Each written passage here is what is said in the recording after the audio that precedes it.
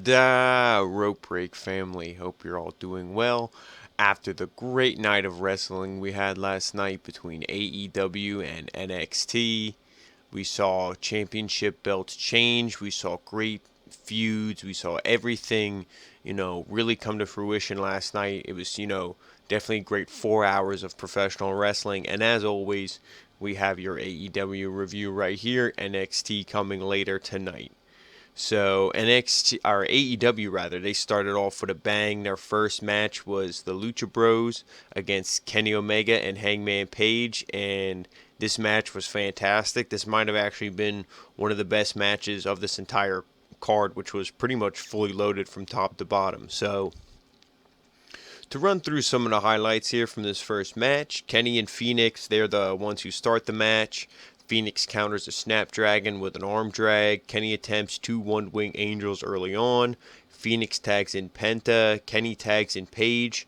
And at this point, Penta does his slow taunt, the Zero Miedo, and he's taking off his glove and all that. But it's really slow when he's like really dragging it out. And if I was Page, especially with this new attitude, you thought Page would have just hit him with a huge clothesline or something, but he let him, play it up and do the whole thing, and he throws the glove into the crowd and all that. And then when he's done, Page he mocks him and he pulls off like a fake glove and throws it. So, and then Page shoves him after that. Both men start chopping the shit out of each other. Big boot from Page. He tags in Kenny. More mocking by Penta, and then both men start chopping him again. So, Page and Penta start chopping back and forth. Page tags in Kenny, and it's the two of them are in the ring with Penta, and Penta starts mocking him, and then they both start chopping him. It was like, dude, what are you doing? You're outnumbered, you're getting the shit chopped out of you. Phoenix comes in, he gets chopped as well. We get a Hurricane Rana by Kenny. Tope con Hero onto the Lucha Bros. Penta tries them for a double underhook pile driver. Page counters. Tag team moves by the Lucha Bros onto Page. Penta stays in control until Page hits a big clothesline, and then he's able to tag in Kenny. Great tag team moves by the Lucha Bros onto Kenny. I have in my notes here, they're just so smooth in the ring. Everything that they do is just great. You love seeing them wrestle. That's what I mean. They picked a really great match to start the show. And then a Dark Order, just an image flashes from one of their commercials, or their promos rather, it just flashes on the screen. Commentary makes note of it, oh, what the heck was that? That was weird. After that, Phoenix hits a huge hook kick onto Kenny. Kenny hits a power bomb followed by a running knee strike. Kenny tries to tag in Page, but Penta takes Page out. Phoenix distracts the ref as Penta chokes Kenny. Kenny managed to get a hot tag to Page. Page takes out Phoenix with a fallaway slam. Two suicide dives on Penta and then one on Phoenix. Page hits a drop kick on Penta into the moonsault on Phoenix. Again, that's a really good spot that he does. Phoenix hits a spinning kick and then a facebuster on Page. More tag team offense on Page. Page hits a middle rope fallaway slam. Kenny tags in and helps Page take out the Lucha Bros. Penta hits a sling blade on Kenny. Page hits a discus onto Penta. And then Phoenix hits a super kick on Page. And then Kenny hits a Snapdragon on Phoenix. So that was a really good spot there too, because it was all those moves were one after each other. Just this whole match, it was just my note. I have a lot of notes for this match because it was just such an action packed. There was just so many great spots. Penta tries for the underhook driver. He counters and sets up Page for the buckshot lariat. But he hits Kenny instead. Page does. So then when Page gets hit by the lariat, then that pretty much spelled the end of the match. And then the Lucha Bros, they hit the package pile driver and then Phoenix stomps him down when he has him in the pile driver. So, they hit their finisher for the win. And then after the match, both men, Kenny and Page, they get in each other's face and they start shoving each other. And then, once the things are about to get real heated, it cuts to Pac. He's backstage and he says, he wonders if Kenny remembers who he is, what he's capable of. He's like, I asked you a question last week and you still have yet to answer me. So he's like, I'm going to show you what I'm capable of. And he opens up a door in the locker room, and it's Michael Nakazawa. He's sitting there in the chair with his back turned. I think he had headphones on, listening to music. So then, like, Pac's going to obviously kick this dude's ass. So then, Kenny runs to the back, and then once he's in the back, the Lucha Bros start beating him down, and then Page comes, and he, chases him off, makes the save. So then he does, even though there was like tension and stuff, he still came to check on Paige, and no, I mean he still came to check on Kenny. But I think Kenny went in there and like nobody was. Yeah, Kenny went in the room and no one was in there. Like Nakazawa, or Pac, they weren't in there. And then the Lucha Bros jumped him. Like when he left the room, like looking around, like, well, where do they go? Then the Lucha Bros jumped him. But you had, like they said, this match so action packed. The guys are so smooth in the beginning, a little bit of taunting, a little bit of feeling each other out. But once this match really got going, it was just so action packed, and all four of these guys are amazing. Paige is definitely, people would probably try to put him as the the weakest guy in this match, but he's still such a great wrestler. That dropkick moonsault he does, and all his dives and everything, for how big of a guy he is, and he's so young yet. So that's really great to see. And like I said, there's good story too, because then you had this tension between Kenny and Page, which I said is a big money match. I feel that they're building, that'll probably be the match at Revolution for these two. And you're building this now where it's like, is he going to turn? They had the jaw jacking back and forth, but then, he still came to help Kenny. So he's still technically his friend, still technically a face. So great opening match, and then segment afterwards. Then we get Darby Allin versus Cody, or Darby Allin and Cody versus the Butcher and the Blade. And we see the Butcher, the Blade, and the Bunny. They come out first, then Darby Allin. And then, of course, we have to see Cody come out last. And the one thing that bothers me is JR, he keeps referring to Darby Allin as like an enigma. And the one thing I don't like, how I saw they had Vicky Guerrero on AEW Dark, I think. I don't know if she was a commentator. I hope to God not for the whole time.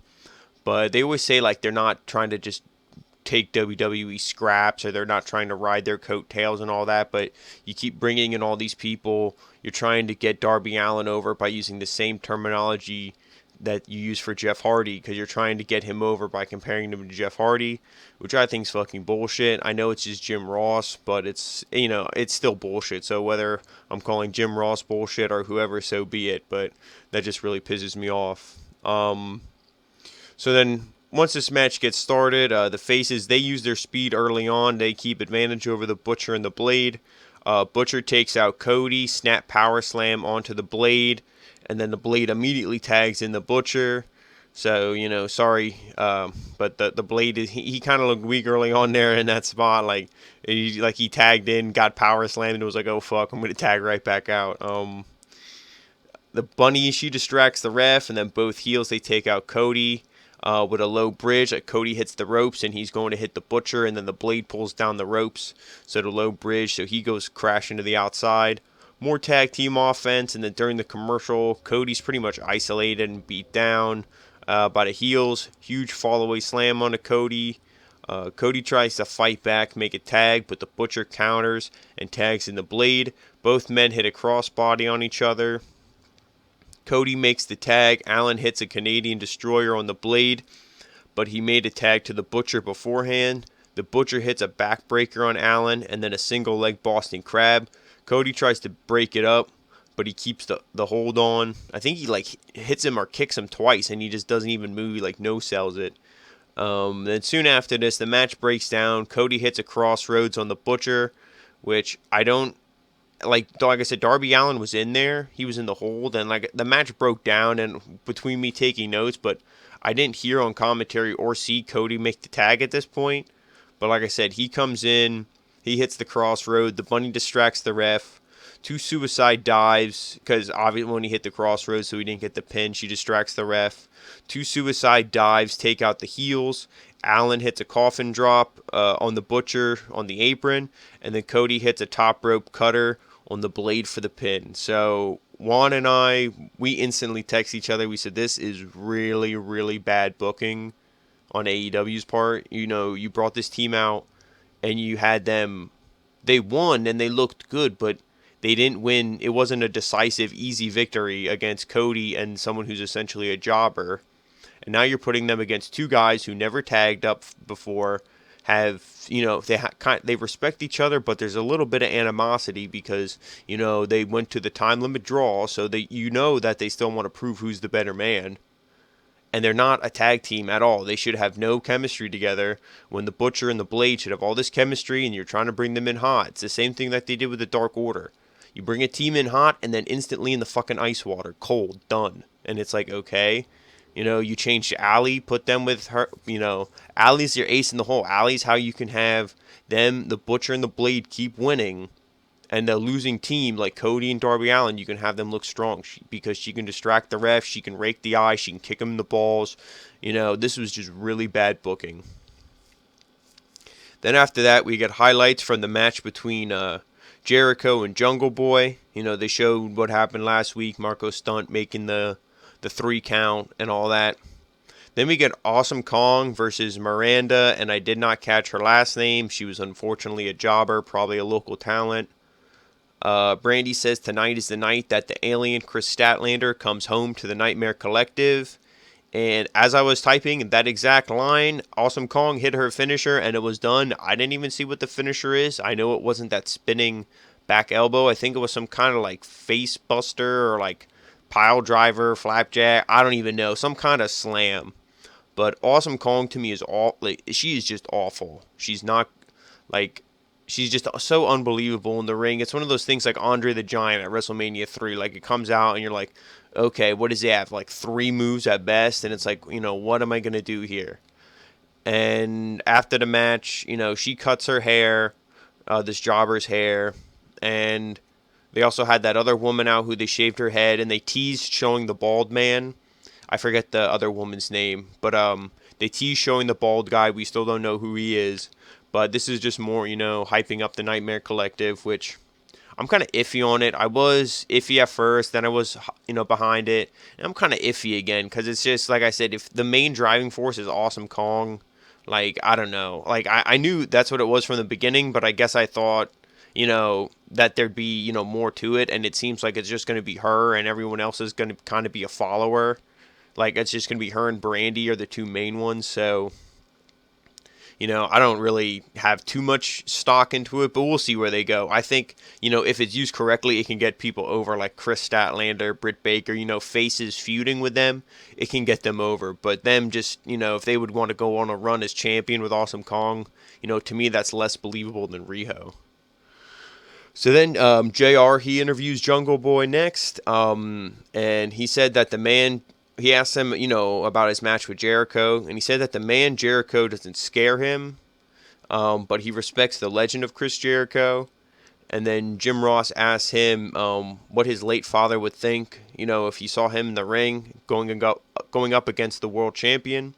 And he said his dad would be very proud of him, and he said it's all they've ever talked about ever since, this was his dream, Jungle Boy's dream. He was always very supportive, and he was a great father, and, so that was really cool to hear that about Luke Perry and all that.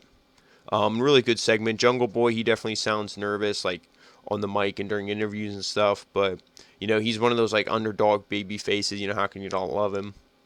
So then we go right into that match of Jericho versus Jungle Boy. Jericho comes out with Jake Hager, and Jungle Boy, he of course comes out with the rest of the Jurassic Express. Jungle Boy starts out strong. He hits a drop kick, springboard arm drag. Jericho attempts the walls. Jungle Boy rolls him over for a 2 count. Jericho counters and slows down the pace. Now after that hot, start, we get the slow Jericho pace. He hits a code breaker, but he doesn't go for the cover. He kind of just stalks him, like a lion stalking its prey. He's just like walking around the ring looking at him.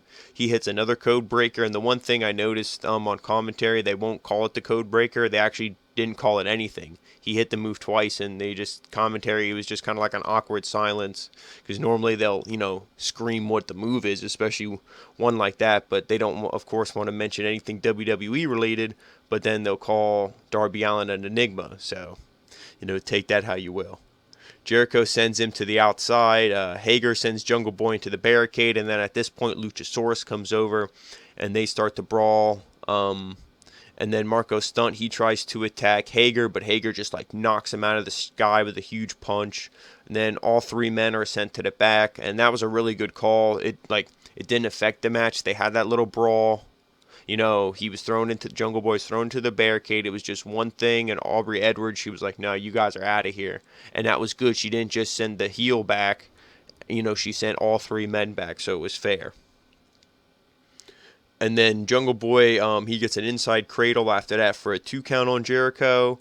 Then Jericho has some big strikes, and then Jungle Boy counters a springboard knee dive to the outside by Jericho. So Jericho, he runs, jumps off the middle rope, and then he's just going to hit diving knees onto the apron to the outside, because Jungle Boy was kind of hanging out of the ropes to the outside, but he dodges that, and then he hits 3 dives onto Jericho. So he dived, run back in, so on and so forth. A jumping DDT onto Jericho for a 2 count, and then a backstabber onto Jericho for another 2 count. Jericho missed the lion salt, but Jungle Boy copied and hit one of his own for a 2 count. Huge clothesline takes out Jungle Boy for a 2 count. Catapult into the bottom rope by Jericho onto Jungle Boy, but Jungle Boy fights back with some punches. Jericho hits a power bomb, and then the walls of Jericho. And this was, reaching towards the end of the match, and Jungle Boy actually stays in the walls for 90 seconds, and he survives the 10 minutes. After this, Jericho, he's pissed off. He's like, no, I demand 5 more minutes. He slaps Justin Roberts. He gets in the ring. Jungle Boy hits a Hurricane Rana for a 2 count and a Crucifix for a 2 count. And then at this point, Jericho's like, fuck this. I'm out of here. He was pissed. He's like, give me 5 more minutes. He went in. Jungle Boy was dominating him early on, and Jericho was like, I'm done. He didn't even, it probably wasn't even 2 minutes, and he was like, fuck this. I'm out of here. So this was a pretty good match. You knew Jungle Boy wasn't going to get a pin. He was just going to survive the time limit. And he made him look strong. Again, Jericho wasn't anything spectacular from Jericho, but it was what we expect. It was a decent showing, and like I said, Jungle Boy looked good. He definitely has more, stock, and he has more momentum leaving this match than he had before it. But the only thing that took me out of it was kind of unbelievable, and it also killed the move now moving forward, I feel, is the walls of Jericho. He shouldn't have been in there for 90 seconds. That, to me, killed it. He should have put it on when he had 35 seconds. That would have been way more believable, because 90 seconds now kills the move. Now, anytime he tries to use that and someone submits, I won't believe it. It'll just, obviously wrestling is staged and that shit, but it's you're really taking it out when you have someone in a move that's your finisher, technically, for 90 seconds. That, was a little bit unbelievable, and that's why I don't think I liked this match as much as I should have. But overall, it was still a really good match, if you take that out of consideration. Then we get Tony. Tony Schiavone interviews Jericho about what happened and how Jungle Boy technically won the match. He yells at Tony and says how it's not about Jungle Boy, but it's about Jon Moxley. And he says how he made an offer to him, and he knows he talked it over with his wife and his mother that Jericho has met. And he says that he's giving him until the first episode of the new year to decide. And then, he walks off, so he yells at Tony, a little bit of back and forth. It was pretty funny. I think he told him shut the hell up or something. It was so classic Jericho. And then we get SCU. They're being interviewed before their match tonight with the Young Bucks. The Lucha Bros show up. They call out Christopher Daniels, and they kind of jaw-jacking a little bit. So I think they're going to do something, moving forward, and definitely feud them again. And I feel like that's the team, who is because spoiler alert, which I'm sure you guys already saw, the Young Bucks did not beat SCU, so I think that's the way they're going to go. I think it's going to be the Lucha Bros, and then they're going to drop it to the Young Bucks. And then I think the Young Bucks drop it to the Dark Order, and then Private Party. So that's my order, so let's see if it follows down that track. And then we get Britt Baker versus Chris Statlander, and they mention how Sheeta was the number 1 contender, but not anymore. And the only thing I kind of question, and I'm not sure, is she hurt, or did they just mean she was the number 1 ranked woman, but because the commentary is extremely inconsistent, instead of saying number one ranked, they said the number one contender. And now, because of the power rankings shift, she's not the number one contender. But you shouldn't lose your contendership even if your rank falls. If you earn the spot of number one contender, you should keep it. Just because if somebody else is booked to wrestle and they raise in the rankings, that's not your fault. So that I don't understand. I'm a little confused. Like, I wish AEW was just more consistent and more, that they didn't book someone as a number one contender a month and a half ago and then not put them against their champion, because apparently Riho still wrestles in Stardom, which that I didn't find out, and I don't know if that's actually true, but I read that online somewhere. I'm sure I could easily look it up, but here we are. And the one thing that I don't like is, if that's the case, why do you have someone who's wrestling probably full-time in that company? Why would you have her be your champion? To me, that doesn't make any sense. When you have someone like Hikaru Shida, who's been on the show more, or, even the women who are based over here, Chris Statlander, I mean, she's new, but Britt Baker, you have other people who you could have given this belt to early on, but you chose Riho, try to get the Joshis over, but she's not even wrestling over here part-time. I would say she's like Brock Lesnar's schedule. So, I don't get that, but going into this match, because this was the number one contenders match. That's what was my whole point of complaining about what's up with Hikaru Shida. So early on, we get 2 lockjaw attempts by Baker, a crucifix for a 2 count on the Statlander, hanging neck breaker onto Statlander. So Britt Baker, she started off really strong in this match in the beginning.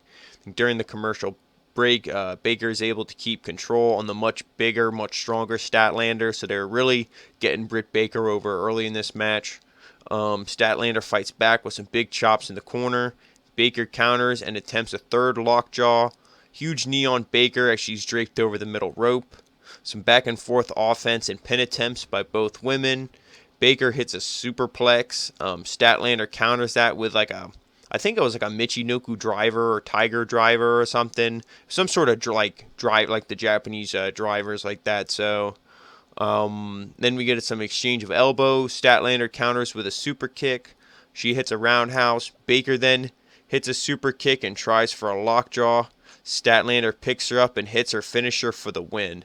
It's kind of like a legged hook pile driver. She hooks her legs on the arms and stuff, and then she just, kind of sits out on the knees like a pile driver. So really good match. Like I said, early on, it was all Britt Baker. They got her over. She got, the offensive advantage early on. Chris Statlander fought back, and then towards the end of the match, when both women were really beat down and tired, Statlander used her strength, and that's how she was able to overcome the smaller Britt Baker. So now she is the number one contender to face Riho, and I believe that will be on their first episode of the new year. Then Tony interviews Chris and says congrats on being the new number one contender. And I think she goes to do the little boop, like the E.T. alien boop. And then Brandy interrupts him and sends him to the back. She's like, I'll be doing the interview. She congratulates Chris. And she says she has an open-ended question. And she says, is she with the Nightmare Collective or not?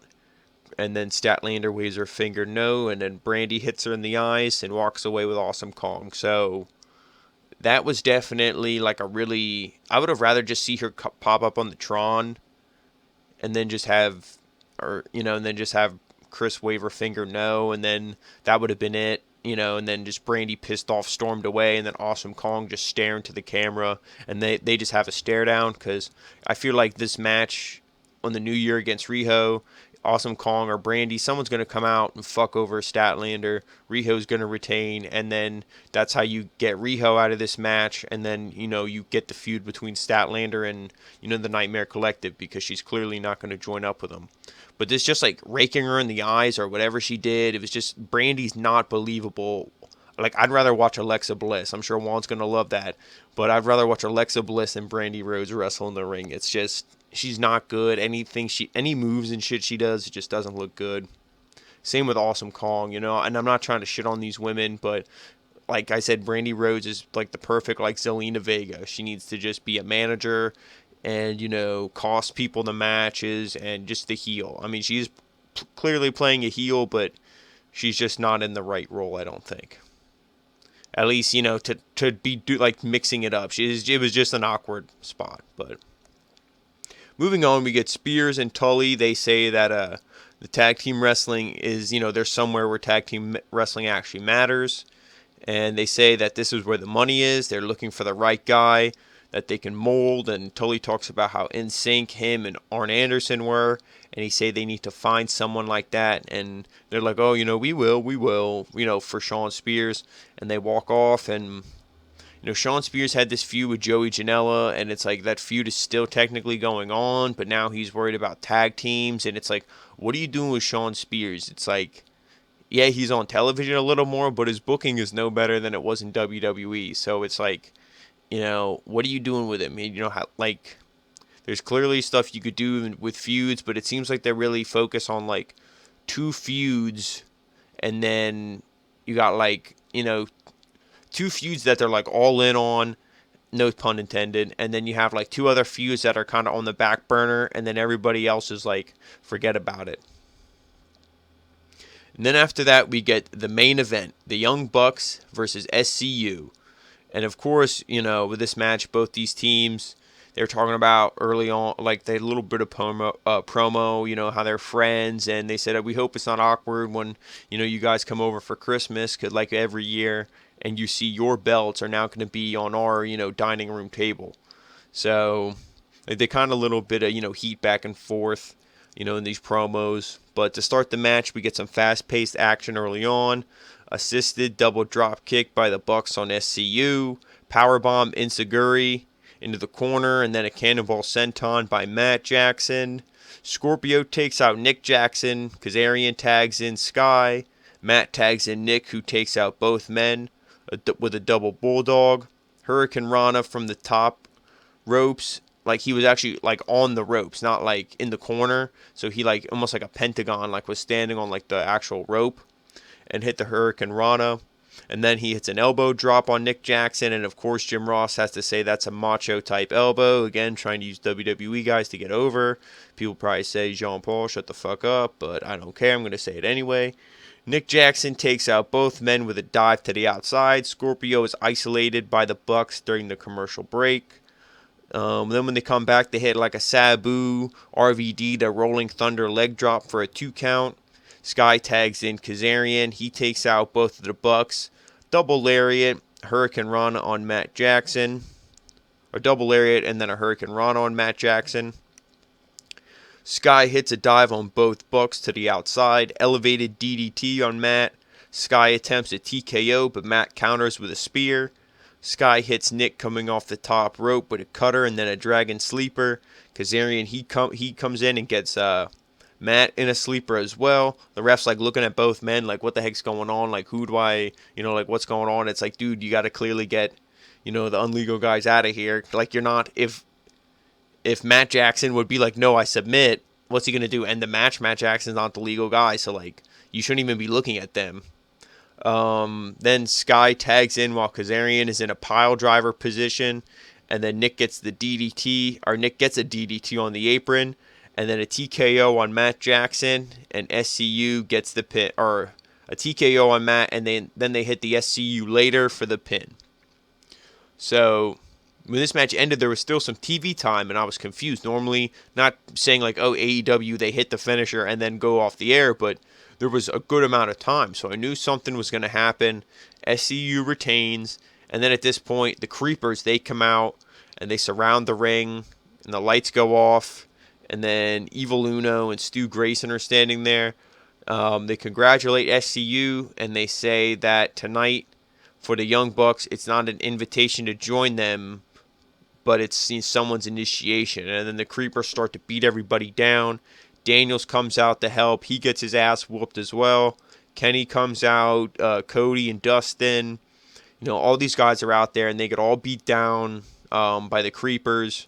And commentary says, there's all the elites out here, but there's no sign of Hangman Page.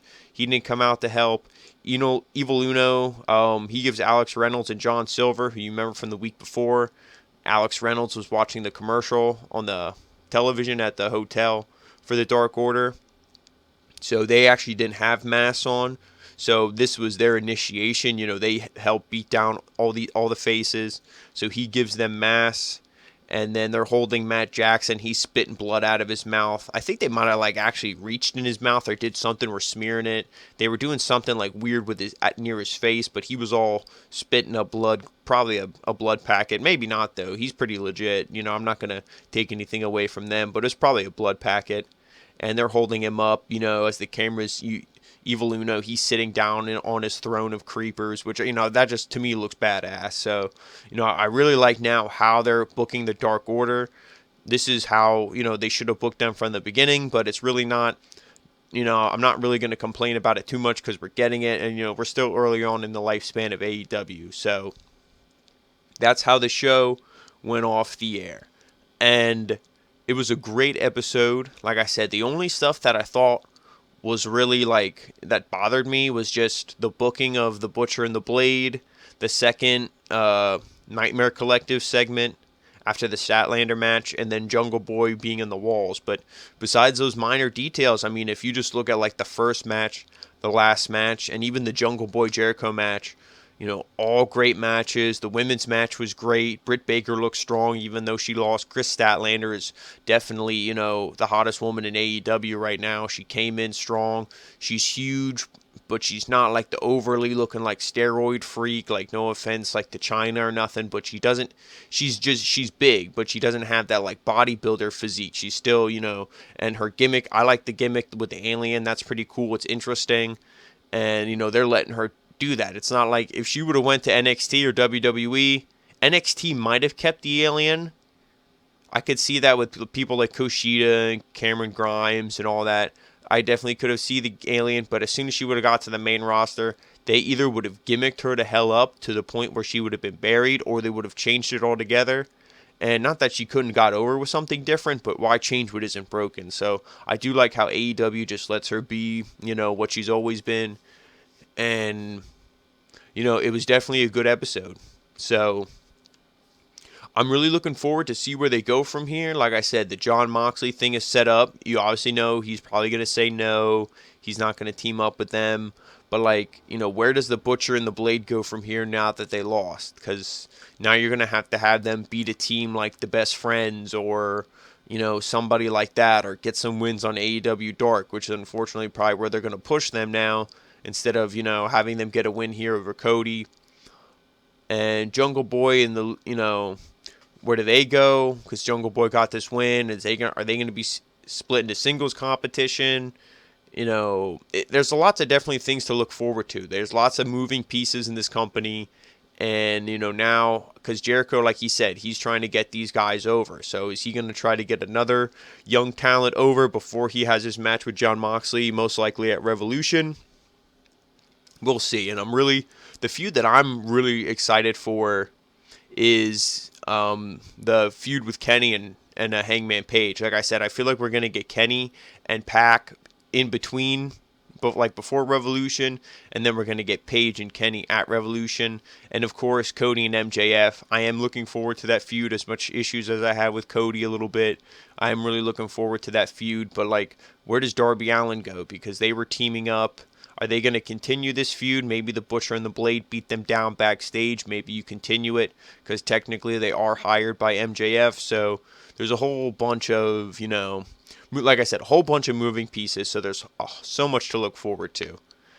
And that was pretty much my review and my thoughts on this, guys. As always, thank you so much for watching. Thank you to all the new subscribers. We've seen so much channel growth in the past, short few weeks, and we're really excited. We really want to thank each and every one of you, from, our friends who we know, and just from people who are reaching us across the internet. We're seeing tons of people, like I said, on YouTube, Facebook, and we love it all. And we just want to say thank you, guys. And tonight, as always, we're going to have NXT.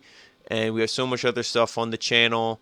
Obviously, Monday Night Raw. I uploaded my first of definitely many John Paul's Wrestling Haul. Anytime something wrestling related I get, figures, t-shirts, pro wrestling tees, crates, anything like that. I'm going to unbox it here, do little videos for you guys. So hopefully you check all that stuff out. And like I said, tonight is NXT. Friday Night SmackDown coming up. and we're going to have some stuff for you this weekend as well. So thank you guys so much, and as always, have a good day. Adaaaaaa!